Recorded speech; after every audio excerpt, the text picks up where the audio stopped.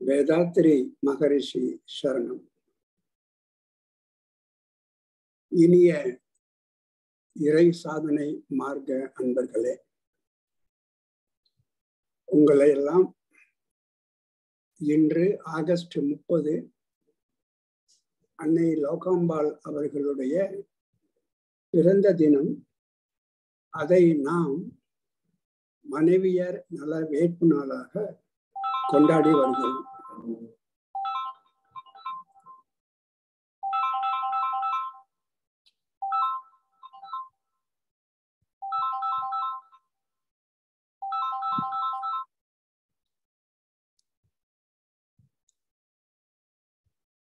இன்று உலகத்தில் உள்ள எல்லா நாடுகளிலும் உள்ள வேதாத்திரிய அன்பர்கள் இந்த மனைவியர் நல நாளை மிக சிறப்பாக கொண்டாடி வருகிறார்கள். ஒரு புதிய தத்துவத்தையும் அதை சார்ந்த ஒரு பயிற்சி முறைகளையும் பெண்மையின் பெருமைக்காக நமக்கு மகரிஷி அவர்கள் கொடுத்திருக்கிறார்கள். இதை சந்திக்கும் போது நாம் ஏற்கனவே கருமையம் என்ற தத்துவத்தை நாம் பார்த்து கொண்டிருக்கிறோம். அதில் ஒரு சில ஏற்கனவே சொன்ன விஷயங்களை சற்று ஞாபகப்படுத்திவிட்டு பிறகு நாம் இந்த மனைவியர் நல வேட்பு நாள் என்ற பயிற்சி முறைக்கு வருகிறோம். ஒன்றை மட்டும் வேதாத்திரிய பெருமக்கள் நாம் எப்போதும் மனதில் வைத்துக் கொள்ள வேண்டும். ஒரு ஜீவனுக்குள்ளாக என்ன இருக்கிறது என்று யார் கேட்டாலும் ஒரு வேதாத்திரியன் சொல்ல வேண்டியது, ஒரு தசையினாலும் எலும்பாலும் ஆன ஒரு உடல். அந்த உடலுக்குள்ளே 4 விதமான ஓட்டங்கள், சுற்று ஓட்டங்கள். அவைகளை தவிர அந்த உடலுக்குள்ளே ஒரு அலை தொகுப்பு. அவ்வளவுதான். இந்த தத்துவத்திலையும் விஞ்ஞானத்திலையும் என்ன பெயர்கள் வந்தாலும் அந்த பெயர்கள் இதுல ஒன்னதான் குறிக்கணும். ஒரு உடல், 4 சுற்று ஓட்டங்கள், ஒரு அலை தொகுப்பு. இந்த அலை தொகுப்பில் தான் நமது செயல்களினுடைய விளைவுகள் எல்லாம், நமது அனுபவங்கள் எல்லாம் பதிவாகி இருக்கின்றன. ஆக வெறும் அலை அல்ல, பதிவுகள் அடங்கிய அலை அது. அந்த பதிவுகளை நாம் கர்மா என்கிறோம். விஞ்ஞானத்தில் அது ஜெனட்டிக் கோட் என்பார்கள். இந்த பதிவுகள் அடங்கிய அந்த காந்த அலையை, ஜீவகாந்த அலையை தத்துவத்தில் ஆத்மா, ஜீவாத்மா என்கிறோம். இது நாம் எப்போதும் தெரிந்து வைத்துக் கொள்ள வேண்டும். இதுதான் வேதாத்திரிய தத்துவத்தினுடைய ஒரு மிகச்சிறந்த ஒரு கோட்பாடு. இன்று நம்மில், நமது அலை தொகுப்பில், நமது கருமையத்தில் எத்தனையோ பதிவுகள் இருந்தாலும் இதில் உருவான இந்த ஜீவ இனம் முதலாக 500 கோடி வருடங்களுக்கு முன்பாக ஒரு ஜீவன் உருவான போது அந்த ஜீவனில் இயற்கை விதித்த கட்டளைகள் என்று சொல்லலாம், அல்லது பதிவுகள் என்று சொல்லலாம். இயற்கை விதித்த பதிவுகள் 2 தான். ஒன்று, ஒரு பதிவினுடைய தன்மை என்னவென்றால், அங்கே உற்பத்தி செய்த உயிர் ஓட்டத்தை எந்த வகையிலும் தற்காத்து கொள்ள வேண்டும். அது நின்றுவிட நாம் அனுமதிக்க கூடாது. 2வது, அந்த ஜீவனை போல இன்னொரு ஜீவனை நாம் உருவாக்கிவிட வேண்டும் என்பதுதான் அந்த ஜீவனுக்கு இறைநிலை இட்ட கட்டளை. அந்த கட்டளை இட்ட இறைநிலை இந்த ஜீவனுடைய உருவாக்கத்திற்காக, இதனுடைய வளர்ச்சிக்காக, அந்த ஜீவனுடைய வளர்ச்சிக்காக பெற்ற பெற்றோர்களுக்கும் பிறந்த பிள்ளைக்கும் ஒரு உறவை உருவாக்கியது. ஏன் அந்த உறவை அது உருவாக்கியது என்றால், அப்போதுதான் அந்த பெற்றோர்கள் இது என் பிள்ளை என்று அதை கவனிப்பார்கள். இல்லை என்றால் பிறந்த ஒரு பறக்கின்ற ஒரு புறா அதனுடைய குஞ்சு பறக்க முடியாது பிறந்தவுடன். ஆக அந்த தாயினுடைய உதவி தேவைப்படுகிறது. ஆகவே அந்த தாய்க்கும் அந்த குஞ்சுக்கும் இடையே இறைநிலை ஒரு உறவை, ஒரு பாசத்தை வைத்தது. குஞ்சின் மீது தாய்க்கு ஒரு பாசத்தை வைத்தது. பாசத்தை வைத்த அந்த இறைநிலை அந்த பாசத்திற்கு ஒரு எல்லையையும் வைத்தது. 10 நாட்கள், 1 மாதம், அந்தந்த குஞ்சுகள் அந்தந்த பெற்றோர்களுடைய தன்மைகளை பொறுத்து, அது எப்படிப்பட்ட மிருகம், எப்படிப்பட்ட புறா, எப்படிப்பட்ட பறவை என்பதெல்லாம் பொறுத்து அவைகளுக்குள்ளாக உறவை வைத்தது. வைத்துவிட்டு அதற்கு எல்லையும் வைத்தது. சரி, உங்களுக்கு 20 நாட்களுக்கு அந்த உறவு உண்டு, இன்னொரு ஜீவனுக்கு ஒரு 4 மாதத்திற்கு அந்த உறவு உண்டு, இன்னொரு ஜீவனுக்கு ஒரு 5 வருஷத்துக்கு அந்த உறவு பாசம் உண்டு என்று அது எல்லையை வகுத்தது. ஆனால் அது மனிதனுக்கு வரும்போது அந்த இறைநிலை பெற்றோர்களுக்கு பிள்ளையின் மீது பாசத்தை வைத்தது. அப்போதுதான் பிள்ளை எப்படிப்பட்ட பிள்ளை பிறந்தாலும் அந்த பெற்றோர்கள் கவனிப்பார்கள். இது என் குழந்தை, இது என் குழந்தை என்ற பாசத்தை வைத்தது. ஆக இறைநிலை தன்னை போல ஒரு ஜீவனை உருவாக்குவதற்காக அந்த ஜீவனுக்கு உரிய காலத்தில் ஒரு பால் உணர்வையும் கொடுத்தது. அதுதான் அந்த குழந்தை பிறந்ததற்கு பிறகு அது வளர வேண்டும் என்பதற்காக அந்த பெற்றோர்களுக்கு, தந்தைக்கும் தாய்க்கும் ஒரு பாசத்தையும் கொடுத்தது. ஆகவே எந்த தாயும் தனது குழந்தை மீது பாசத்தோடு தான் இருப்பாள். இங்கு கவனிக்க வேண்டியது ஒன்று என்னவென்றால், இதை மட்டும் நாம் ஆழமாக சிந்திக்க வேண்டும். பெற்றோர்களுக்கு பிள்ளையின் மீது பாசத்தை உருவாக்கியது இறைநிலை. ஆனால்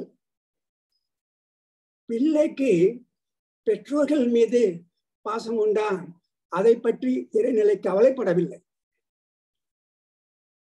அது பிள்ளை ஒரு நன்றி உணர்வில் பாசத்தை பாராட்டலாம், பாராட்டாமல் இருக்கலாம் என்று அதை அவன் புறம் சாத்திவிட்டது.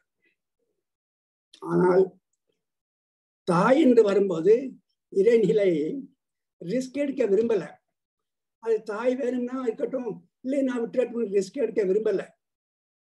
எந்த மாதிரியான எந்த நிலையிலும் தாய் பெற்ற மக்களிடம் பாசம் செய்யவே செய்வார்.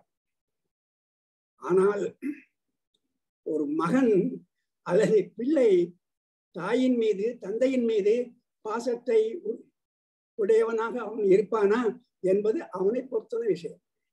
அதில் இறைநிலை தலையிடவில்லை. ஆக மற்ற உறவுகள் எல்லாமே, அண்ணன் தம்பிகள் உறவு, அது நாம் உருவாக்கி கொண்டது.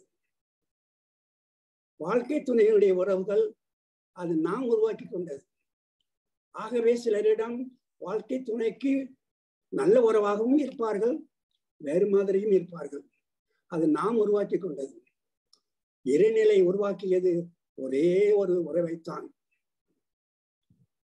தாய்க்கு குஞ்சின் மீது அது ஒரு பாசத்தை உருவாக்குனது இறைநிலை. அது தாய்க்கு அங்க சாய்ஸே கிடையாது. இந்த பிள்ளை பிற்காலத்தில் என்னை காப்பாத்துமா அப்படின்னு அந்த தாய் நினைக்கிறது இல்லை. அவன் காப்பாற்றுவானோ காப்பாற்ற மாட்டானோ நோய்வாய்ப்பட்ட பிள்ளையோ நல்ல பிள்ளையோ அவள் அதே பாசத்தோடு வளர்க்கவே செய்வாள். அது இறைவனிட்ட கட்டளை. எனவே அந்த பாசத்தை கொடுத்த அந்த இறைநிலை எத்தனை நாட்களுக்கு என்று மனிதனிடம் வரும்போது அது வரையறுக்கவில்லை. எத்தனை வருஷங்கள் அந்த பாசங்கள் இருக்க வேண்டும் என்பதை நீங்களே தீர்மானித்துக் கொள்ளுங்கள் என்று அந்த எல்லையை நம்மிடமே விட்டுவிட்டது.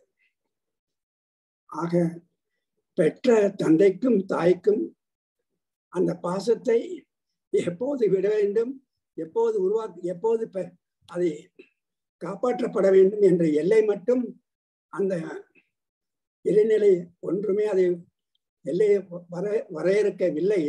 அதை அந்த தாயிடமே விட்டுவிட்டது, தந்தையிடமே விட்டுவிட்டது. இந்த நிலையில்தான் முதல் ஜீவன்கள் தோன்றின. இந்த கருத்துக்களோடு நாம் வாழ்க்கையை தொடர வேண்டும். 17 வயதில் 18 வயதில் அல்லது 20 வயதில் ஒருத்தியோ அல்லது ஒருவனோ ஐ லவ் யூ என்று சொன்னால் அதற்கு காரணம் அந்த பையனோ அந்த பெண்ணோ அல்ல. அப்படி சொல்லும்படி இந்த இறைநிலை அவனை உருவாக்கி இருக்கிறான். அவன் நினைத்து கொண்டிருக்கிறான் நான் அந்த பெண்ணை காதலிக்கிறேன் என்று. நீ காதலிக்காமல் இருக்க முடியாது. அப்படிப்பட்ட ஒரு மெஷின் போல உன்னை அந்த இறைநிலை உருவாக்கி இருக்கிறது. ஆக அனைத்துமே ஒரு காலகட்டத்தில் வரைக்கும் அனைத்தும் இறைவனது செயல் என்று நமக்கு ஒரு நினைப்பு இருக்க வேண்டும். தாய் என் மீது காட்டுகிற அன்பும் இறைவனது செயல். அந்த அன்பிற்கு எல்லை வகுத்ததும் அந்தந்த இனங்களில் எல்லை வகுத்ததும் இறைவனது செயல். நான் வருவதற்கு முன்பாகவே உணவை தயாரித்ததும் அந்த இறைவனது செயல் என்று நாம் அந்த இறைவனது செயல்களை மனதார அன்றாடம் நினைத்து எனது வாழ்க்கையின் ஆரம்பமே அந்த இறைவனது செயல்களில் தான் ஆரம்பமாகி இருக்கிறது என்ற ஒரு நன்றி உணர்வு நமக்கு இறைவனிடம் வேண்டும். அன்பர்களே, இந்த 4 விதமான செயல்களையும் ஒரு கவிஞர் சுருக்கமாக 4 வரிகளில் அவர் ஒரு கேள்வியை கேட்டு அந்த கருத்துக்கு வந்து விட்டார். அதுதான் அந்த கவிஞனுடைய சிறப்பு, கவிஞர் கண்ணதாசனுடைய சிறப்பு. அதுதான் மிகப்பெரிய தத்துவத்தை ஒரு 4 வரிகளில் அவன் வைத்தான். 4 வரிகள் அப்படி சுருக்கிட்டான். அந்த 4 வரிகளை கண்ணதாசன் எவ்வளவு அழகாக அதை சுருக்கி கேட்கிறான் என்று மட்டும் சொல்லி நாம் அடுத்த நிலைக்கு செல்கிறோம். அந்த 4 வரிகள் அவன் கேட்பான். பெட்டை கோழிக்கு கட்டு சேவலை கட்டி வைத்தது யாரடா? அந்த உணர்வை கொடுத்தது யார்? இறைவன். அவை 8 குஞ்சுகள் பெற்றெடுத்ததும் உணவை தந்தது சோறு போட்டது யாரடா? அதே இறைவன் தான். அந்த குஞ்சுகளுக்கு வர்றதுக்கு முன்பாகவே அதுக்கு உணவு இருக்கு. அந்த வளர்த்த குஞ்சுகள் பிரிந்த போதிலும் வருந்தவில்லையே தாயடா. அந்த கோழிக்கு ஒரு எல்லையை வகுத்துருச்சு. அதுவும் இறைநிலைதான். இத்தனை நாள் இருந்தா போதும் அப்படி எல்லையை வகுத்ததுனால அந்த தாய் அதை பற்றி கவலைப்படுறதில்லை. வளர்த்த குஞ்சுகள் பிரிந்த போதிலும் வருந்தவில்லையே தாயடா. அதெல்லாம் அப்படியே நடந்துகிட்டு இருக்கு. ஆனால் மனித ஜாதியின் துயரம் அனைத்துக்கும் மனதில் தோன்றும் மனித ஜாதியின் துயரம் யாவையும் மனதில் தோன்றும் நோயடா அப்படின்னு அந்த கடைசி தான் அற்புதமானது. அதெல்லாம் அப்படியே இறைநிலை வகுத்தது மாதிரி போய்கிட்டு இருக்கே.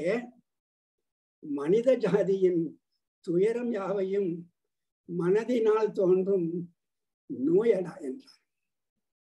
ஏனென்றால் அங்கே அந்த இறைநிலை எல்லையை குறிப்பிடவில்லை. இந்த மனித ஜாதியினுடைய மனம் இருக்கிறதே, அந்த மனம் ஒரு நோயாக, ஒரு நோயாளியாக செயல்படுவதால் மனித ஜாதியினுடைய அனைத்து துயரத்திற்கும் காரணம். ஏன்னா இங்க இறைவன் நமக்கு ஒரு ரெஸ்பான்சிபிலிட்டி கொடுத்தான், ஒரு ஃப்ரீடத்தை கொடுத்தான். அது ஒழுங்காக நாம் பராமரிக்கவில்லை. இந்த மனிதனுடைய மனதில் தோன்றும் நோய்களைத்தான் நாம் பேராசை, சினம், கடும் பற்று, முறையற்ற பால் கவர்ச்சி, உயர்வு தாழ்வு மனப்பான்மை, வஞ்சம், இத்தனை நோய்களோடு இந்த மனித மனம் வாழ்ந்து கொண்டிருக்கிறது. இந்த நோய்கள் விலங்கின வழக்கின் கிடையாது. அதனாலதான் அவன் கண்ணதாசன் எழுதினான், மனித ஜாதிக்கு தான் இவ்வளவு இருக்கு. மனித ஜாதியின் துயரம் யாவையும் மனதினால் தோன்றும் நோயடா என்றார். இந்த நோயில் மிக கொடூரமான நோய் ஒன்று உயர்வு தாழ்வு மனப்பான்மை. நம்ம வீதியில ஒரு வாக்கிங் போகும்போது கூட நம்ம ஒரு சுயமான சிந்தனையில போறதில்லை. எதிர்த்த வீட்டுல பார்த்தா ஒரு 3 மாடி கட்டடம், என்ன அவனை எப்படி இவன் கட்டுனான், என்ன மாதிரி கட்டுனான், நமக்கு இல்லையே எப்படி அந்த உயர்வு தாழ்வு மனப்பான்மை. ஒரு மேரேஜுக்கு போனா அவங்க அந்த சேலை கட்டிட்டு வந்தாங்க, நமக்கு இந்த சேலை தான். உயர்வு தாழ்வு மனப்பான்மை.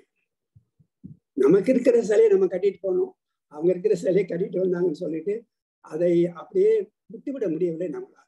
கம்பேரிசன், எதுலையுமே நம்ம தாழ்ந்தவங்களா இல்லைன்னா உயர்ந்தவங்களா அப்படின்னு கம்பேரிசன் இருக்கே, அதுதான் மிக கடுமையான ஒரு நோய். அதைத்தான் கண்ணதாசன் ரொம்ப அழகா எழுதிட்டார்.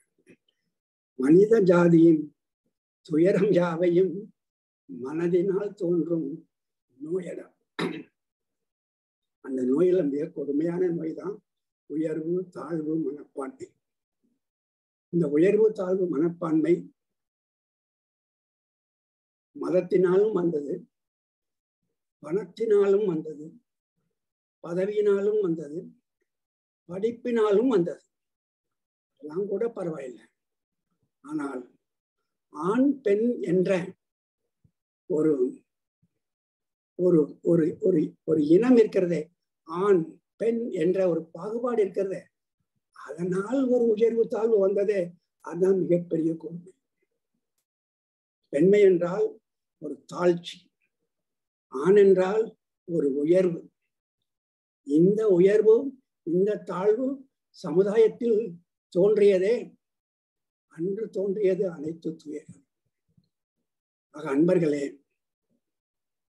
வேத காலம் தொட்டு பெண் என்றால் தாழ்வு, ஆண் என்றால் உயர்வு என்ற ஒரு எண்ணம் வேத காலத்திலிருந்து இன்று வரை ஓடிக்கொண்டிருக்கிறது. இது சமுதாயத்தினுடைய மிகப்பெரிய சாபக்கேடு. கொஞ்சம் யோசிச்சு பாருங்கள், ஒரு ஆண் பிள்ளையாக இருந்தாலும் அப்பா அம்மாவின் விந்துநாத கலவைதான். ஒரு பெண் பிள்ளையாக இருந்தாலும் அதுவும் அப்பா அம்மாவின் விந்துநாத கலவைதான். என்ன வித்தியாசம்? முன்பின் பிறந்தது, அவ்வளவுதான். அது ஆண் என்ன, அதுல பெண் என்ன. ஆனால் பெண்ணிற்கு இந்த ஆண் வர்க்கம் தனது அதிகாரத்தால் ஒரு 2ஆம் தரமாகவே பெண்மையை கருதியது. இந்த உயர்வு தாழ்வு மனப்பான்மை இருக்கே, அவர்கள்தான் தாழ்வு, நாம தான் உயர்த்தி என்று என்றைக்கு இந்த ஆணினம் நினைத்ததோ அன்று வாழ்க்கையில் துயரங்கள் ஆரம்பித்தன. இந்த தாழ்வு மனப்பான்மை, பெண்மையை பற்றிய ஒரு தாழ்வான மனப்பான்மை வேத காலத்திலேயே ஆரம்பித்து விட்டது.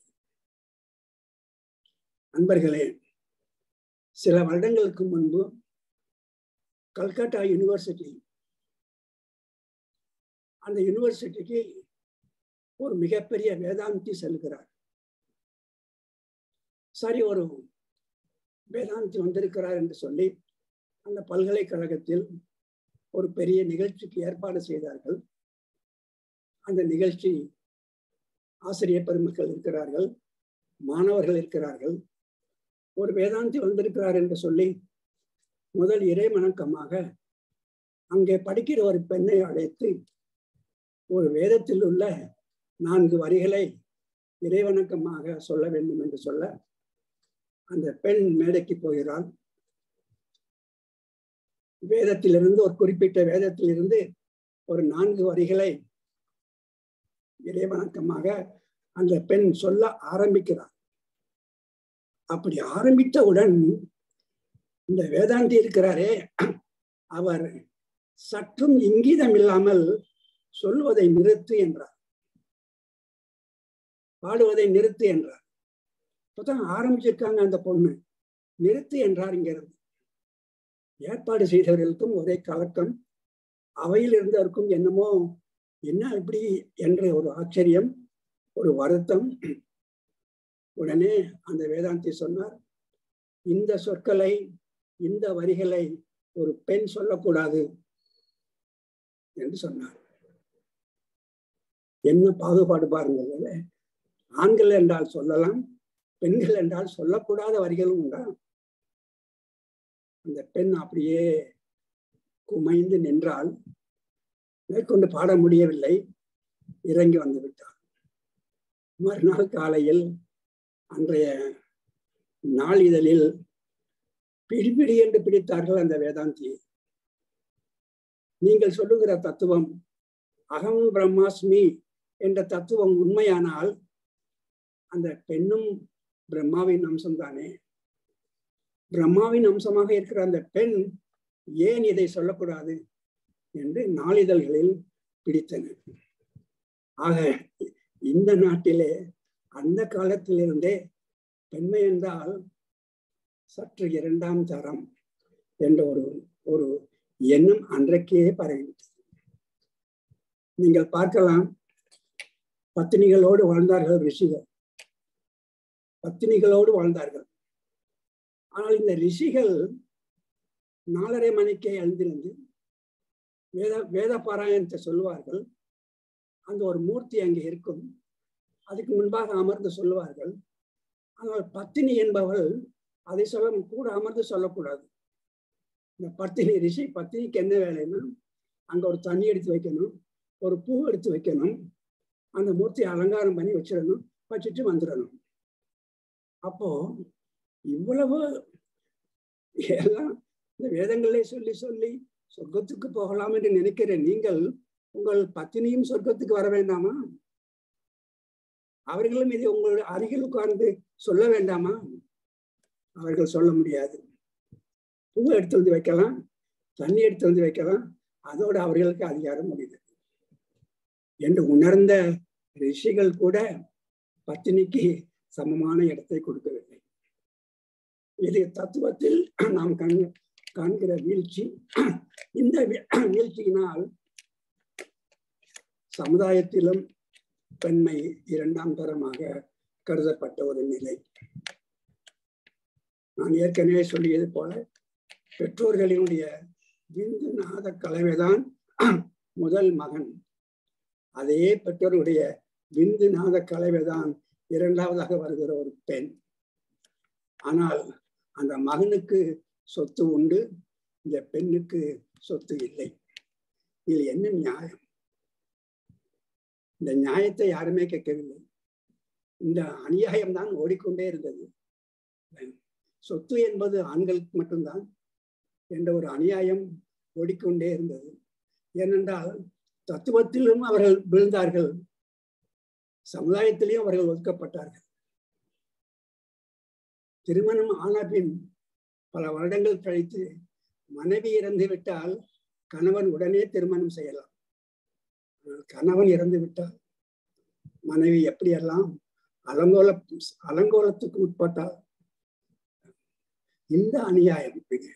ஆக சமுதாயத்திலும் பெண்மை மீது ஏற்பட்ட அவலங்கள், இதை தொடர்ந்து வீட்டிலும் அவர்களுக்கு ஏற்படுகிற அவமானங்கள், கடைசியாக எந்த இடத்துக்கு நாம் வந்துவிட்டோம் என்றால், பெண்மை என்பது பிறப்பதே பாவம். பெண் குழந்தை என்பது பிறப்பதே பாவம் என்ற நிலையில் வந்து அதை சிசுவிலேயே அழிக்கவும் செய்யும். அந்த அளவிற்கு இந்த சமுதாயம் ஒரு அரக்கத்தனமாக மாறுகிறது. சிசுவாக இருக்கும்போது 2-3 நாட்களிலேயே அதற்கு ஒரு விதமான ஒரு பாலை ஊற்றி அதை அப்படியே கொண்டு விடுகிற காட்சியும் இங்கு நடந்தது. அதை ஒரு கவிஞர் அற்புதமாக ஒரு தாயின் மூலமாக வெளிப்படுத்தினார். அந்த குழந்தை இறந்து அப்படியே அந்த சடலம் இருக்கிறது. பக்கத்தில் தாய் அமர்ந்து பாடுகிறாள்.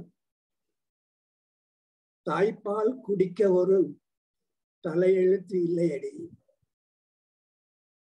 கள்ளிப்பால் நீ குடித்து கண்ணுறங்கும் என் மகளே. அடுத்து ஒரு ஜென்மம் வந்து ஆணாக நீ பிறந்தால், அடுத்து ஒரு ஜென்மம் வந்து ஆணாக நீ பிறந்தால் பூமியிலே இடம் இருக்கும், போய்வாடி அன்னக்கிளி என்று அந்த தாய் கதறுகிறாள். இந்த தாயும் ஒன்று செய்ய முடியவில்லை, சமுதாயத்தினுடைய சாபக்கேடு. ஆக பெண்மை என்பது வேத காலத்திலிருந்து இன்றைய வரை ஒரு 2ஆம் தரமாக நாம் ஒதுக்கிவிட்டோம். இந்த சமுதாயத்தினுடைய மிகப்பெரிய சாபக்கேடு. இதனால் நமக்கு ஏற்பட்ட நஷ்டம் என்ன என்று நாம் பார்த்தோமே ஆனால் ஒரு மாபெரும் நஷ்டத்தை நாம் உடனே உணர முடியும். பெண்மையை நாம் ஒதுக்கியதால் நமக்கு ஏற்பட்ட மாபெரும் நஷ்டம் என்ன என்றால்,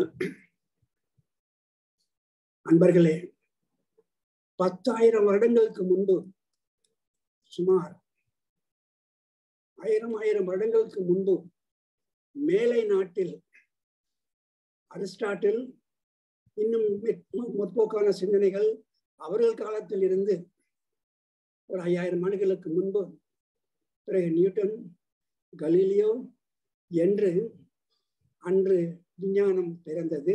5000 ஆண்டுகளுக்கு முன்பு, 10,000 ஆண்டுகள் முன்பு,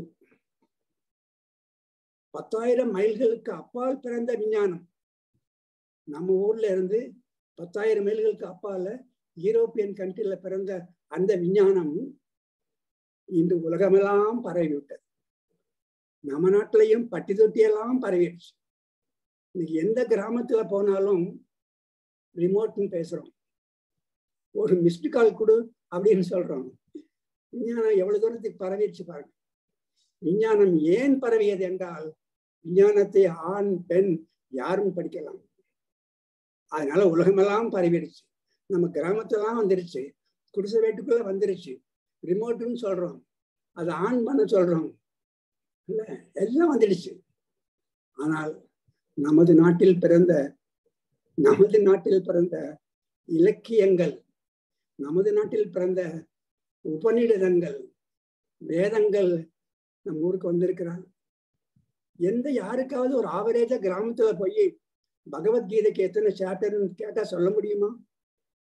தெரியல. ஆக நமது நாட்டில் பிறந்த பகவத்கீதை பட்டி தொட்டியெல்லாம் பரவல, ஆனா எங்கோ பிறந்த விஞ்ஞானம் பரவிடுச்சு. காரணம் என்னவென்றால், இங்கே சரிபாதியான பெண்கள் இதை படிக்க கூடாது என்று ஒதுக்கினோம். அப்புறம் இருக்கிறவங்களையும் நம்ம பிரிவினைகளை போட்டு, இவர் படிக்கக்கூடாது அவர் படிக்கக்கூடாது என்று பிரிவினைகளை போட்டு ஒரு சிறு சாரார் மட்டும் அதை படிக்கலாம் என்ற நிலை வந்ததினால் அது பரவ முடியவில்லை. தத்துவம் பரவ முடியவில்லை. எத்தனை வேத நூல்கள் இருக்கு, அப்படி யாரை கேட்டாலும் சொல்லுவாங்களா? முடியாது. ஆனால் விஞ்ஞானம் யாவரும் படிக்கலாம். ஆகவே நியூட்டன் என்றால் எல்லாருக்கும் தெரியும், ஐன்ஸ்டீன் என்றால் எல்லாருக்கும் தெரியும், ரிமோட்னா எல்லாத்துக்கும் தெரியுது. அப்படிப்பட்ட எல்லோரும் படிப்பதால் விஞ்ஞானம் வளர்ந்து விட்டது. இங்கே அவர் படிக்கக்கூடாது, இருவர் படிக்கக்கூடாது என்று தடை போட்டதால் நமது நாட்டின் மெய்ஞானம் நமது நாட்டுக்குள்ளேயே பரவவில்லை. அது ஒரு மிகப்பெரிய ஒரு நஷ்டம்.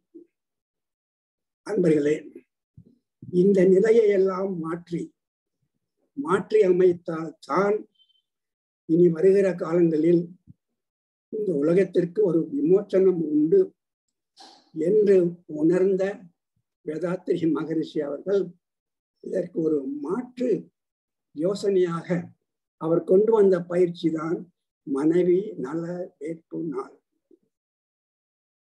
ஆக இந்த நாட்களை கொண்டாடுவதோடு மட்டுமல்லாமல் இன்றிலிருந்து அந்த பெண்மையை வணங்கக்கூடிய பக்குவம் நமக்கு வர வேண்டும். நமது இல்லத்திலும் சரி, வெளியிலும் சரி, பெண்மை என்றால் அவர்களை வணங்க வேண்டும். மகரிஷி அடிக்கடி சொல்லுவார், வாழ்க்கையில நம்ம 3 நபர்களுக்கு எப்பவுமே வணங்கணும் பார்.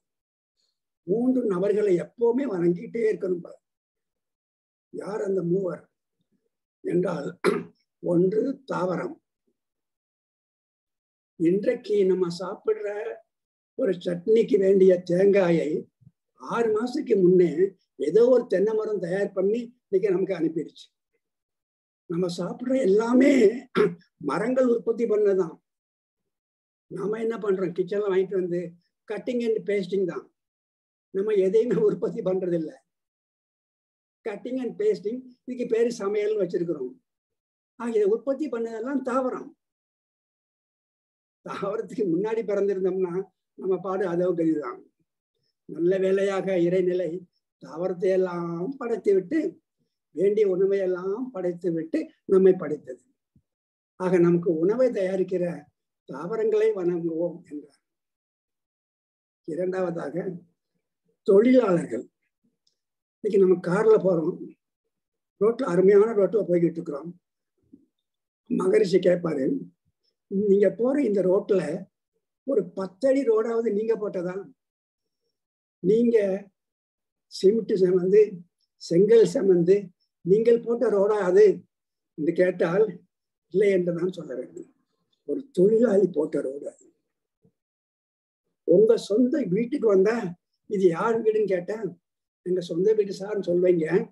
இந்த சொந்த வீட்டுல நீங்கள் செங்கலை சுமந்து வந்து சிமெண்ட் எடுத்து வந்து நீங்க செவரு வச்சீங்களா? ஒரு தொழிலாளி வைத்தான். அனைத்தும் நாம் அனுபவிக்கிற அனைத்தும் ஒரு தொழிலாளியுடைய படைப்பு.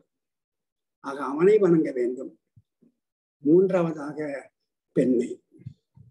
மகரிஷி அற்புதமா போட்டிருக்கார். நாம் வணங்கக்கூடிய 3 அம்சங்களில் 3வது அம்சமாக பெண். ஏனென்றால் பெண்மை எப்போதுமே தனக்காக வாழ்ந்தது இல்லை. சிறு பிள்ளையாக இருக்கும்போது அப்பா என்ன சொல்லுவாங்களோ, அம்மா என்ன சொல்லுவாங்களோ, வெளியில போனா அண்ணன் என்ன சொல்லுவானோ என்று அவர்களுக்காக பயந்து பயந்து தன்னை அடக்கி கொண்டார் இந்த பெண். அப்புறம் திருமணம் ஆகுது. கணவனுக்காக தன்னை மாற்றிக்கொண்டால், கணவனுக்காக வாழ்கிறாள். அப்புறம் குழந்தைகள் வர்றாங்க, குழந்தைகளுக்காக வாழ்கிறாள் என்று அப்படியே அவள் வாழ்க்கையை போகும்போது அவளுக்கென்று அவள் எப்போது வாழ்ந்தாள். ஆக தனக்கென்று வாழாது வாழ்க்கை முழுவதுமாகவே பிறருக்காக வாழ்ந்து கொண்டிருக்கிற அந்த பெண்மையை வணங்க வேண்டும் என்பார். ஆக வேதாத்திரிய அன்பர்களாகிய நாம் பெண்மையை உலகெங்கிலும் நாம் பார்க்கிறோம். ஆனால் நமது இல்லத்திலும் பார்க்கிறோம். நமது தாயாக பார்க்கிறோம், நமது தாரமாக பார்க்கிறோம். ஆக தாயை நாம் எப்படி பார்க்க வேண்டும், தாரத்தை நாம் எப்படி பார்க்க வேண்டும் என்ற நிலைக்கு மகரிஷி அவர்கள் வருகிறார்கள். தாய் என்று சொல்லும்போது மகரிஷி அவர்கள் பெண்மையை உயர்த்திய விதம் மகரிஷியை போன்று யாரும் உயர்த்தியதில்லை. பாரதி பெண்மையை பற்றி பேசியிருப்பார், திருவிக்கா பெண்மையை பற்றி பேசியிருப்பார். ஆனால் அதை அன்றாடம் மனதில் நிறுத்தும்படி பாடல்களை பாடி ஒரு பயிற்சியையும் கொடுத்தாரே வேதாத்திரி மகரிஷி. இந்த பயிற்சி இன்று உலகெங்கும் நடைபெற்று வருகிறது. மனைவி நலவேற்பு நாள். மகரிஷி ஒரு முறை பிரம்மஞான வகுப்பை நடத்தி கொண்டிருக்கிறார். பிரம்மஞான வகுப்பு முடிந்தது. சான்றிதழ் கொடுக்க வேண்டும். அன்று பெண்கள் ஒரு 200 பேர் வந்திருக்காங்க, ஆண்கள் ஒரு 200 பேர் சுமாரா வந்திருக்காங்க. முதல்ல சர்டிபிகேட் கொடுக்க ஆரம்பித்தார். பெண்கள் சர்டிபிகேட்டை முதல்ல கொடுத்துட்டாரு. 200 பேருக்கும் கொடுத்தாச்சு. அப்புறம் ஆண்கள் பக்கம் திரும்பினாரு. திரும்பின உடனே அவரே ஒரு கேள்வி கேட்டார். இப்போ பெண்களுக்கு சர்டிபிகேட் கொடுத்து முடிச்சுட்டேன், அடுத்து உங்களுக்கு தரப்போறேன். நீங்க நினைக்கலாம் சாமிஜி எதுக்கு முதல்ல அவங்களுக்கு தர்றாங்க, நமக்கு தராம அப்படி நீங்க நினைக்கலாம். அதற்கு ஒரு காரணம் இருக்கு என்று சொன்னார். அவர் வாழ்ந்த காலத்தில் ஒரு 700 கோடி மக்கள் மொத்த ஜனத்தொகை இந்த பூமியில். அப்ப அவர் கேட்டார் ஆண்களை, இன்றைக்கு உலகத்துல 700 கோடி மக்கள் இருக்காங்க, உங்களை கேட்டா நீங்க என்ன சொல்லுவீங்க? சரி, பாதி ஒரு 350 கோடி ஆண்கள், ஆவரேஜா ஒரு 350 கோடி பெண்கள்னு நீங்க சொல்லுவீங்க. ஆனால் நான் அப்படி சொல்ல மாட்டேன் என்று சொல்லி மகரிஷி சொன்னார், இந்த 700 கோடி மக்கள் தொகையில 350 கோடி பெண்கள், பாக்கி 350 கோடி அவர்கள் பெற்றெடுத்த பிள்ளைகள். யாராவது மறுக்க முடியுமா? அப்பதான் சிந்தனையா தோன்றுச்சு. 350 கோடி பெண்கள், பாக்கி 350 கோடி அவர்கள் பெற்றெடுத்த பிள்ளைகள். எனவே இங்கு இருப்பதே பெண்மைதான். அந்த எண்ணத்தில் தான், அந்த பெண்மைக்கு உயர்வை தர வேண்டும் என்ற எண்ணத்தில் தான் நான் அவர்களுக்கு முதலாவதாக சர்டிபிகேட்டை கொடுத்தேன் என்றார்கள். அவ்வளவு ஆழமாக நுட்பமாக பெண்மையை பற்றி சிந்தித்தவர் வேதாத்திரி மகரிஷி அவர்கள். அவர்கள் பல நாடுகளுக்கு செல்லும் போது எந்த நாட்டிலுமே அவர் ஹோட்டல்ல சாப்பிட்டது இல்லை, ஹோட்டல்ல போய் தங்கினதும் கிடையாது. அங்க இருக்கிற அன்பர்கள் வீடு, அது வசதியான வீடா இருந்தாலும் சரி, வசதி இல்லாத வீடா இருந்தாலும் சரி, ஒரே ரூம் தான் இருக்கு, அங்கேயும் போய் படுத்துக்கிறாரு. பெரிய பங்களா, அங்கேயும் இருப்பாரு. அப்படி வீடுகளிலேயே தங்கினார். அப்போது அவர் உன்னிப்பாக கவனித்தது, இந்த வீடுகளில் ஏற்படுகிற கணவன் மனைவிக்கு இடையே ஏற்படுகிற சச்சரவுகள். ஏதோ ஒரு காரணத்தை வைத்து இருவரும் போடுகிற சண்டைகள், அந்த சண்டையினால் பாதிக்கப்படுகிற பிள்ளைகள் எல்லாம் பல குடும்பங்கள்ல பார்க்கிறார். இந்த காலத்திலேயும் ஒரு நெருக்கமான உறவாக இருக்க வேண்டிய கணவன் மனைவி உறவு, ஒரு புனிதமான கணவன் மனைவி உறவு இப்படி பாழடைந்து கிடக்கிறது எல்லார் இல்லங்களிலும். இதை நாம் சரி செய்யாமல், இந்த உறவுகளை சரி செய்யாமல் வீட்டில் அமைதி எப்படி வரும்? வீட்டிலே அமைதி இல்லை என்றால் வீதியிலும் அமைதி இல்லை, வீதியில் அமைதி இல்லை என்றால் உலக அமைதியும் கிடையாது. ஆக உலக அமைதியினுடைய அச்சாரமாக, ஆணிவேராக மகரிஷி பார்க்கிறது கணவன் மனைவியினுடைய ஒரு நல் உறவு. அந்த உறவில் குடும்பத்தில் ஏற்படுகிற ஒரு அமைதி, அந்த உறவில் குடும்பத்தில் ஏற்படுகிற நல்ல பிள்ளைகள். ஆக சமுதாயத்திற்கு நல்ல பிள்ளைகள் வர வேண்டும் என்றால், உலக அமைதி சீக்கிரமே வர வேண்டும் என்றால், அதை நாம் ஆரம்பிக்க வேண்டிய இடம் இந்த குடும்பத்தில் ஆரம்பிக்க வேண்டும். ஏனென்றால் இந்த குடும்பத்தினுடைய பலம், கணவன் மனைவி அந்த உறவுடைய பலத்தில் தான் இந்த குடும்பமே அமைதியும் அந்த பிள்ளைகளுடைய வளமும் நிறைந்திருக்கிறது. அன்பர்களே, சற்று யோசித்து பாருங்கள். கணவன் மனைவி என்ற உறவை விட புனிதமான உறவும் இல்லை, அதைவிட நெருக்கமான உறவும் இல்லை. அதைவிட புனிதமான உறவும் இல்லை, அதைவிட நெருக்கமான உறவும் இல்லை. அப்படிப்பட்ட உறவை நாம் போற்றி காப்பாற்றாமல் ஏதோ ஒரு காரணத்திற்காக அதை நாம் இழந்து விடுகிறோமே. இதை நாம் சற்று சிந்தித்து பார்க்க வேண்டும். இந்த கணவன் மனைவி நமது வீட்டில் பெண்மை என்பது இரு பெண்களின் மூலமாக நாம் சந்திக்கிறோம்.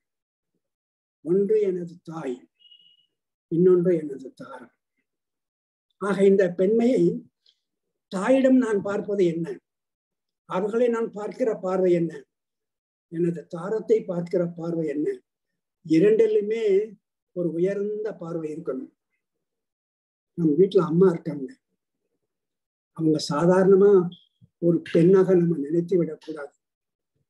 பெற்றெடுத்த அம்மா இருக்காங்களே, அவங்க ரொம்ப சாதாரணமா நினைச்சிடக்கூடாது. தங்கச்சிக்கு ஒரு 4 பவுன் சங்கிலிய கொடுத்துருச்சுங்கிறதுக்காக சண்டை போடுகிற நபர் அல்ல அவர். அதை விட உயர்ந்தவர். நீங்க ஒரு கோயிலுக்கு போறீங்க, கோயில்ல போய் கொஞ்சம் பிரசாதம் கொடுப்பாங்க, பிரசாதம் சாப்பிடுறீங்க. அதே சாதத்தை நம்ம வீட்டுல வந்து சாப்பிட்டோம்னா நம்ம என்ன சொல்றோம்? அது சாதம்னு சொல்றோம். ஆனா கோயில்ல சாப்பிடும்போது பிரசாதம் ஆயிடுது. கோவிலில் எது பிரசாதமாக இருக்கிறதோ அதுதான் வீட்டுல சாதமாக இருக்கிறது. கோவிலில் எது உற்பத்தியினுடைய இறைநிலையாகிய பிரம்மான்னு சொல்றோமே, கோவிலில் எது பிரம்மாவாக இருக்கிறதோ அதுதான் வீட்டில் அம்மாவாக இருக்கிறது என்று அம்மாவை பார்க்கும்போது அந்த பிரம்மத்தை நினைக்க வேண்டும். நான் உருவாவதற்கு காரணமான அந்த பிரம்மாவே இந்த அம்மா என்ற அந்த நினைப்பு என்னில் மேலோங்க வேண்டும். அம்மாவை எடை போட்டு விடாதீர்கள். She is not to be judged. You have no right to judge her. அவர்கள் செய்தது அவர்கள் செய்ததுதான். அந்த நிலையில் நாம் நமது வாழ்க்கையில் பெண்ணையை அம்மாவின் மூலமாக பார்க்க வேண்டும், உயர்த்த வேண்டும். எனவே அன்பர்களே, நான் அடிக்கடி சொல்லுவேன், அம்மாவினுடைய வயிற்றில் நாம் இருக்கும்போது நமக்கு உணவு அம்மாவினுடைய இருந்துதான் நமக்கு உணவு வந்தது. ஒரு டியூபின் மூலமாக, ஒரு டியூப், அவளது அலையின் மூலமாகத்தான் எனக்கு எண்ணங்களும் வந்தது. எனக்கும் அம்மாவுக்கும் ஒரு அலை தொடர்பு இருக்கிறது.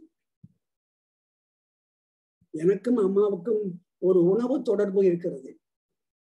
ஆனால் நான் இந்த பூமிக்கு வந்தவுடன் அந்த உணவு வந்ததே அந்த குழாய், அதை அறுத்து விடுகிறார்கள். ஆனால் எனக்கும் அம்மாவுக்கும் ஏற்பட்ட அலை தொகுப்பு இருக்கிறதே, அதை அவர்கள் அறுக்க முடியாது. ஆக காலமெல்லாம் எனக்கும் எனது அம்மாவிற்கும் அந்த அலை தொடர்பு இருந்து கொண்டே இருக்கிறது. அப்படிப்பட்ட அந்த அம்மாவுடைய மனம் நோகும்படி எதையுமே செய்து விடாதீர்கள். அவர்களது செய்கையால் பணம் நஷ்டப்படலாம், பரவாயில்லை. ஆனால் அவர்களுக்கு ஆசி கிடைக்கும். நாம் பணத்தினுடைய மதிப்பிற்காக, அதனுடைய ஒரு லாபத்திற்காக அம்மா செய்தது சரியில்லை என்று சொல்லலாம். அதன் மூலமாக பணமும் கூட வரலாம். சில பேர் கோர்ட்ல கூட போய் வாங்குறாங்க, பணம் கூட வந்துடலாம். ஆனால் அவளது ஆசீர்வாதம் கிடைக்காது. அவள் காயப்படுத்தப்படுகிறாள். எந்த விதத்திலும் எந்த நிலையிலும் தாயை காயப்படுத்த வேண்டாம். அதனால எவ்வளவு நஷ்டம் வந்தாலும் பரவாயில்லை என்ற நிலையில் நாம் நமது அம்மாவை பார்க்க வேண்டும். எனக்காக, நமக்காக அவர்கள் பட்ட கஷ்டங்கள், நமக்காக அவர்கள் பட்ட அவமானங்கள், தந்தை அப்படி இப்படி இருந்தும் நம்மை காப்பாற்றினார்கள். அப்படிப்பட்ட அம்மாவிடம் போய் நாம் கணக்கு பார்க்கலாமா? தங்கச்சிக்கு அதை கொடுத்துட்ட, அண்ணனுக்கு இதை கொடுத்துட்ட, தம்பிக்கு இதை கொடுத்துட்ட, எனக்கு ஒண்ணுமே கொடுக்கலன்னு அவங்க கிட்ட போய் கணக்கு பார்க்கலாமா? கூடாது. ஆக முதலாவதாக இதுவரை அம்மா நமக்கு செய்திருப்பதற்காக அவர்களை வணங்கி கொண்டே இருக்க வேண்டும். இது நம்ம அம்மாவை நம்ம பார்க்கிற பார்வை. எத்தனை பிள்ளைகள் இருந்தாலும் அம்மா சோறு போட்டுருவாங்க. அதான் அவளுக்கு கெட்டிக்காரத்தனம். எத்தனை பிள்ளைகள் இருந்தாலும் சரி, ஒரு தாய் சோறு போட்டுருவாங்க. ஆனால் இன்று நான் பார்க்கிறேன், ஒரு அவல நிலையை பார்க்கிறேன். 9 பிள்ளைகளுக்கும் சோறு போட்ட தாய், 9 பிள்ளைகளுக்கும் சோறு போட்ட தாய், அந்த 9 பிள்ளைகளும் சேர்ந்து அவளுக்கு சோறு போட முடியவில்லை. இந்த அவல நிலை நாம் அங்கும் இங்குமாக பார்க்கத்தான் செய்கிறோம். ஆக இதை நாம் மாற்ற வேண்டும். இன்னும் நான் சொல்ல போனால், சில இல்லங்களில் பார்க்கிறேன், ஒரு மாதத்துக்கு அம்மா இங்கே, இன்னொரு மாதத்துக்கு அம்மா அங்கே, ஜனவரி மாதம் இங்கே, பிப்ரவரி மாசம் இங்கே, மார்ச் மாசம் வேற இடம். அது என்ன தட்டுமுட்டு சாமானா? மாறி மாறி வீசி எறிகிறதுக்கு அண்ணன் கவனிக்கிறானோ தம்பி கவனிக்கிறானோ அதை பற்றி எனக்கு கவலை இல்லை. என்னை பெற்ற அம்மா என்னுடனேயே இருக்கட்டும். நாம் சொல்ல முடியாதா? ஜனவரி மாசம் மார்ச் மாசம் ஏமாறி போகணும், எல்லா மாதங்களும் இங்கே இருமா அப்படின்னு சொல்ல முடியாதா? அது என்ன குறைந்தா போயிடுவோம்? அப்படிப்பட்ட நிலையை நாம் அந்த பெற்ற தாய்க்கு கொடுக்க வேண்டும்.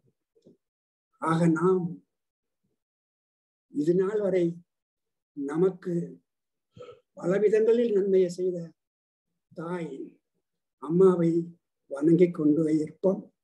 இன்று நாம் மனைவியர் நல வேட்பு நாள் அன்றைக்கு தாயையும் மறக்கக்கூடாது. அவளும் ஒருவருடைய மனைவிதான். அந்த மனைவி மூலமாகத்தான் இந்த உலகத்திற்கே வந்திருக்கிறேன். ஆக அந்த மனைவியை, அந்த தாயை நாம் மறந்துவிடக்கூடாது. இன்று முதல் நாம் அம்மாவை பார்க்கிற பார்வை வேறு விதமாக நல்ல விதமாக அமைய வேண்டும். அதுதான் நாம் மகிழ்ச்சிக்கு செய்கிற இந்த மனைவி நல வேட்பு நாள் மூலமாக நாம் மகிழ்ச்சிக்கு செய்கிற நன்றி உணர்வாகும். தாய்க்கு பிறகு தாரம். தாயும் தாரமும் எனது இரண்டு கண்கள். தாய் என்னை இன்னும் எனக்கு வேண்டிய பணிகளையும் வேண்டிய வசதிகளையும் செய்து கொடுப்பதற்காக என்னை தாரத்திடம் ஒப்படைக்கிறார். நான் தாரத்திடம் ஒப்படைக்கப்படுகிறேன். ஆகவே இனிய அன்பர்களே, இந்த ஒப்படைப்புக்கு பிறகு தாய் ஒரு வேலை இறந்து விட்டால் கூட நான் அனாதை இல்லை. ஏனென்றால் எனக்கு தாரம் இருக்கிறார். நான் அனாதை அல்ல. ஆனால் ஒருவேளை தாரம் இறந்து விட்டால் நான் அனாதையாகிறேன். ஆக ஒரு மனிதன், ஒரு ஆண் எப்போது அனாதையாகிறான்? அவனுக்கு முன்பாக தாரம் இறந்து விட்டால் அவன் அனாதையாகிறான். அந்த தாய்க்கு பின்னும் எனக்கு பணிகளை செய்து என் வாழ்க்கையை என்னோடு தொடர்கிற இந்த மனைவிக்கு நான் செய்யக்கூடிய நன்றி என்ன என்று பார்க்கும்போது கொஞ்சம் ஆழமாக நாம் சற்று சிந்தித்து நமது ஈகோவை சற்று குறைத்து கொள்ள வேண்டும். நமது ஈகோ இருக்கிறதே சற்று குறைத்து கொள்ள வேண்டும். இந்த கணவன் மனைவி என்ற உறவும் நீடித்து நிலைத்து நிற்பதற்கு நான் எந்த தியாகமும் செய்ய தயார். இந்த நிலைக்கு நாம் வர வேண்டும். இந்த கணவன் மனைவி உறவில் தான் எனது வாழ்க்கையின் உயர்வே இருக்கிறது என்று இந்த ஆண் நினைக்க வேண்டும். அதனால்தான் ஒரு புனிதமான உறவாக இது நினைத்ததால் தான் ஆண்டாள் கூட இறைவனை கணவனாக பாவித்தார். மத்தளம் கொட்ட வரிசங்கம் நின்றூத முத்துடை தாமம் நிறை தாழ்ந்த பந்தற்கில் மைத்துனன் நம்பி மதுசூதன் வந்தென்னை கைத்தளம் பற்ற கனா கண்டேன் தோழினான். அப்படித்தான் நாமும் கணவன் மனைவியானோம். இந்த உறவு எத்தனை நாட்களுக்கு வரும் என்று ஆண்டாள் சொல்ல போது, இம்மைக்கும் மறுமைக்கும், இந்த இம்மைக்கு மட்டுமல்ல மறுமைக்கும் வரும். இம்மைக்கும் மறுமைக்கும் ஏழேல் பிறவிக்கும் நம்மை உடையவன் நாராயணன் நம்பி செம்மை உடையவன் திருக்கையால் தான் பற்றி அம்மி மிதிக்க கனா கண்டேன் தோழினான். அதே போலதான் நாமும் அம்மி மிதித்து அருந்ததி பார்த்து அந்த கணவன் மனைவி என்ற உறவுக்குள்ளாக நாம் அமைந்திருக்கிறோம். நண்பர்களே, அன்று இறைவனிட்ட கட்டளைப்படி அன்று உன்னில் ஒரு உயிரை நான் உருவாக்கி இருக்கிறேன், இந்த உயிரை நீ எவ்வகையேனும் தக்க வைத்துக் கொள்ள வேண்டும் என்று அந்த இறைவனை நம்மிடம் சொன்னதே, அதையேதான் நாம் இன்று தம்பதியர்களுக்கு சொல்லுகிறோம். உங்களுக்கும் உங்கள் மனைவிக்கும் இடையே இந்த சமுதாயம் ஒரு உறவை ஏற்படுத்தி வைத்திருக்கிறது. இந்த உறவை என்றென்றும் நீங்கள் தக்க வைத்துக் கொள்ள வேண்டும். அப்படி அந்த உறவை தக்க வைத்துக் கொள்வதற்கு நான் என்ன செய்ய வேண்டும் என்று பார்க்கும்போதுதான் அவளுக்கு நான் காட்டுகிற நன்றி உணர்வு, அவளை நான் பாராட்டுகிற ஒரு பெருந்தன்மை இரண்டுமே வேண்டும். முதலாவதாக அவளிடம் ஒரு எனக்கு மிகப்பெரிய ஒரு நன்றி உணர்வு வேண்டும். நீங்க அப்படியே நடந்து போய்கிட்டே இருக்கிறீங்க, கர்ச்சீஃப் கீழே விழுந்துருச்சு. பின்னாடி யாரோ வந்து அந்த கர்ச்சீஃபை எடுத்து சார் சார் சார்ன்னு சொல்லிட்டு அந்த கர்ச்சீஃபை கொடுக்குறாங்க. நம்ம என்ன சொல்றோம்? தேங்க்யூ சார்ன்னு சொல்றோம். அந்த கர்ச்சீஃபு கீழே விழுந்து அதை எடுத்து கொடுத்ததுக்கே தேங்க்யூ சார்ன்னு சொல்றோமே. நம்ம காலையில குளிச்சுட்டு பீரோவை திறந்தா எல்லா கர்ச்சீஃபும் அடுக்கி வச்சிருக்கு, எல்லா ஷர்ட்டையும் அயன் பண்ணி வச்சிருக்கு, எல்லா பேண்ட்டையும் அயன் பண்ணி வச்சிருக்கு, எல்லாமே ரெடியா வச்சிருக்காங்களே மனைவி. அவர்களுக்கு நம்ம ஒரு தேங்க்ஸ்ன்னு சொல்றோமா? சொல்றது. மனைவியிடம் நன்றி என்று சொல்லி பழகுவோமாக. நான் வெறுமனே ஒரு காலையில ஒரு 2 இட்லி சாப்பிடுறேன். ஒரு காலையில 2 இட்லி சாப்பிட்றதுக்காக இதை முந்தா நாளே நினைத்து பார்த்து அரிசியை தனியாக, அந்த அளவுக்கு உளுந்தை தனியாக அதை ஊற போட்டு, அதை முந்தின நாள் வந்து அது 2ஐயும் அரைத்து, அப்புறம் 2ஐயும் கலந்து நைட்ல அது ரெடி பண்ணி வச்சு காலையில எழுந்திரிச்சு அதுக்கு வேண்டிய உபகரணங்கள்லாம் செய்து, அதுக்கு வேண்டிய சட்னி எல்லாம் செய்து, இவ்வளவு வேலைகள் செய்ததற்கு பிறகு நான் ஒரு 8:30 மணிக்கு டைனிங் டேபிள் உட்கார்றேன். அந்த 2 இட்லி வருது. அந்த 2 இட்லியை தொடும்போது கொஞ்சம் நினைக்கணும், இதுக்கு பின்னாடி எவ்வளவு வேலைகள் அவள் செய்திருக்கிறாள். நினைத்து பார்த்த மாத்திரத்தில் நீங்க சாப்பிட்றதுக்கு முன்னாக ஒரே ஒரு வார்த்தை, இட்லி ரொம்ப நல்லா இருக்குமா அப்படின்னு ஒரு வார்த்தையை சொல்லிட்டு சாப்பிடுங்க. அவளது அவ்வளவு மனது குளிர்ந்துடும்.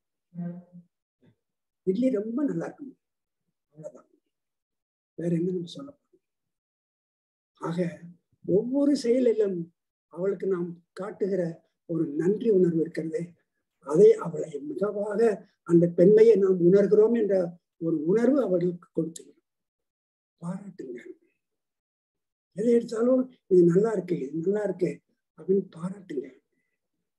இப்போ நான் விளையாட போகிறேன், என்னை அங்க பாராட்டுவதற்கு என்னுடைய நண்பர்கள் இருக்காங்க, பல பேர் இருக்காங்க, என்னைய பாராட்டுவாங்க.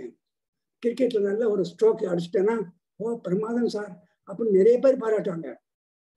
ஆனால் எனது மனைவியை என்னை தவிர வேறு யார் பாராட்ட முடியும்? நானும் பாராட்டவில்லை என்றால் அந்த பாராட்டுக்கு இயங்காத அந்த உள்ளம். என்னை தவிர வேற யாரு வந்து பாராட்ட முடியும்? மனைவியை நான் தான் பாராட்டணும். அதில் நான் தவறிவிடக்கூடாது. ஆக நம்ம இல்லத்தில் இருக்கும்போது பாராட்டுங்கள். தவறே செய்திருந்தாலும் மனைவி மன்னியுங்கள், சால் ரைட் என்று மன்னியுங்கள், பாராட்டுங்கள். இதெல்லாம் அந்த பலத்தினுடைய ஒரு கோட்பாடு. இந்த கணவன் மனைவிக்குள்ள இருக்கிற அந்த பலத்தினுடைய ஒரு கோட்பாடாக அமையும். ஆக இதெல்லாம் சொல்றதுக்கு தான் உன்னுடைய மனைவி யார், எப்படிப்பட்டவள் என்று நமக்கு மகரிஷி அவர்கள் அறிமுகம் செய்து வைக்கிறார். இதுதான் மனைவி நல வேட்பு நாளுடைய ஒரு உச்சகட்டம். நமக்கு அறிமுகம் செய்து வைக்கிறாரு மகரிஷி நமது மனைவியை பற்றி. எங்கோ பிறந்தார், பெற்றோர்களை விட்டுட்டு உங்க வீட்டுக்கு வந்தார், பிறந்த ஊரை விட்டுட்டு உங்க வீட்டுக்கு வந்திருக்காங்க. பெற்றோரை, பிறந்த அகத்தை, பிறந்த ஊரை விட்டு பெருநோக்கில் கடமையறம் ஆற்ற பற்றற்ற துறவி என குடும்ப தொண்டு ஏற்று. மகரிஷி அந்த வார்த்தையை போடுறாரு பாருங்க, பற்றற்ற துறவி.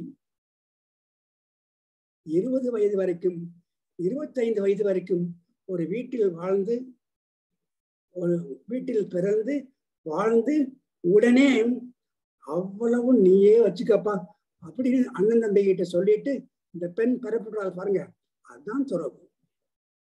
பற்றற்ற துறவி என குடும்பத்தொண்டு ஏற்று பண்பாட்டின் அடிப்படையாய் இணைப்பதியாய் கொண்டு என் நற்றவத்தால் என் வாழ்க்கை துணையாகி, அவள் இன்று எனக்கு வாழ்க்கை துணையாக இருக்கிறாள் என்றால் அது என் நற்றவம், அது என்னை உணர வேண்டும்.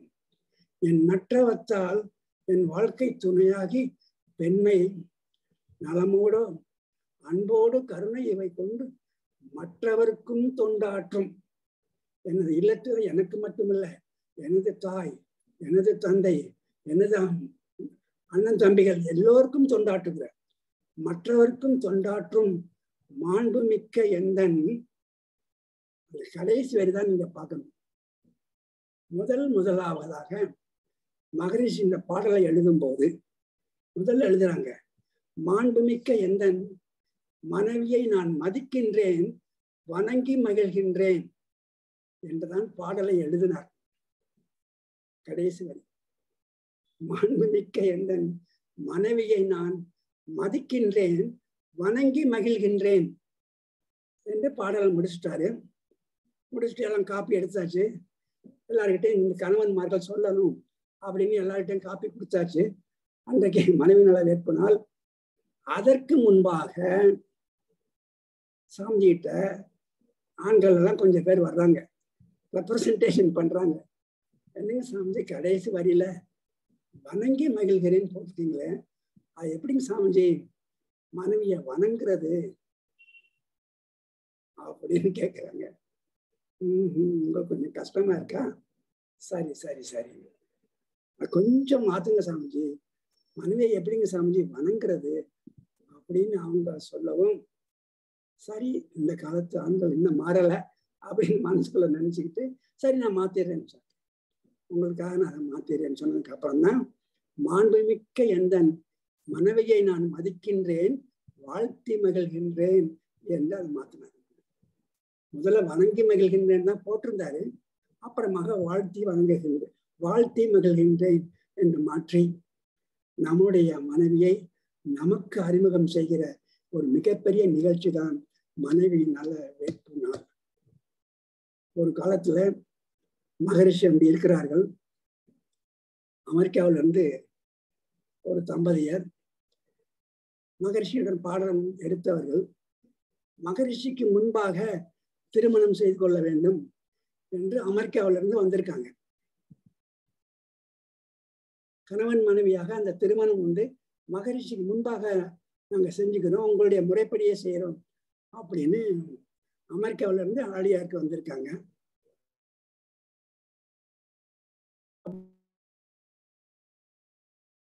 இருக்காரு, மகரிஷி நிகழ்ச்சி நடக்குது. அப்ப இந்த பாடலை பார்த்துட்டு மகரிஷி என்னிடம் என்ன சொல்றாருன்னா, பாருங்க இந்த பாடல் இருக்கு, பெற்றோரை பிறந்தகத்தை பிறந்த ஊரை, இந்த பாடல் இது நல்ல பாடல் தான், ஆனா இவங்களுக்கு புரியாத, தமிழ்ல புரியாது, அதனால இது ஆங்கில படிச்சிருங்க அப்படின்னு என்கிட்ட கொடுக்குறாரு. இது ஆங்கில படிச்சுட்டு அதை நீங்க சொல்லுங்க, அந்த அவங்க திருமணத்து அன்னைக்கு அந்த டயத்துல அந்த நேரத்துல நீங்க சொல்லுங்க அப்படின்னு அந்த பாடலை என்கிட்ட கொடுத்தாங்க. சரின்னு சொல்லிட்டு அந்த பாடலை ஆங்கிலம் படித்தியாச்சு. அந்த 2 பேருக்கும் மகரிஷியே முன்னின்று திருமணம் நடந்துருச்சு. நடந்து முடிஞ்சோன்னா மகரிஷி இருக்காரு, அந்த தம்பதிகள் இருக்காங்க, அங்க வந்தவங்க எல்லாம் இருக்காங்க. இந்த பாடலை இப்ப நீங்க ஆங்கிலத்துல சொல்லுங்க அவங்களுக்கு அப்படின்னு சொல்லும்போது, அந்த பெற்றோரை எங்கோ பிறந்தவங்க, எங்கோ வளர்ந்தவங்க எனது வீட்டுக்கு வந்திருக்காங்க அப்படின்னு சொல்ல சொல்ல சொல்ல அந்த பெண் அப்படியே அழுதுட்டாங்க. என்ன யதார்த்தமான உண்மை, யதார்த்தமான உண்மையை அப்படி ஒரு பாடலாக மகரிஷி பாடியிருக்காரு அப்படின்னு அந்த பெண் ரொம்ப அழுதுட்டாங்க.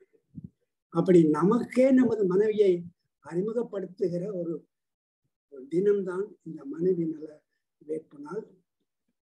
நண்பர்களே, இன்று முதல் நமது இல்லத்தில் எந்த நிலையிலும் எது நடந்தாலும் அந்த உறவை மட்டும் நான் காயப்படுத்த மாட்டேன்.